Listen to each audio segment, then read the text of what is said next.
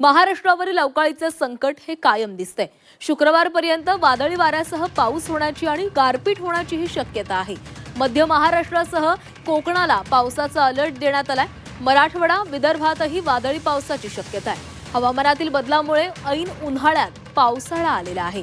दिवसभर असलेलं तापदायक हवामान, रात्रीचा उकाडा आणि हवामानात वाढलेलं बाष्प या एकत्रित वातावरणाचा परिणाम म्हणून मुंबईसह राज्यभरामध्ये मंगळवारी सकाळी ठिकठिकाणी हलक्या पावसाची नोंद झालेली आहे। तर महामुंबईमध्ये पेण, बदलापूर आणि कर्जत या ठिकाणी मध्यम स्वरूपाचा पाऊस पडला असून हवामानातील हे बदल पुढील 4 ते 5 दिवस कायम राहणार आहेत। हवामान खात्याच्या अंदाजानुसार राज्यातील विविध भागांमध्ये 22 ते 24 एप्रिल या कालावधीमध्ये वादळी वारं, विजांचा कडकडाट, गारपीट आणि पावसाची शक्यता आहे। मध्य महाराष्ट्र, विदर्भ, मराठवाडा आणि कोकण विभागातील जिल्ह्यांनी सतर्कता बाळगावी असं आवाहन करण्यात आलं।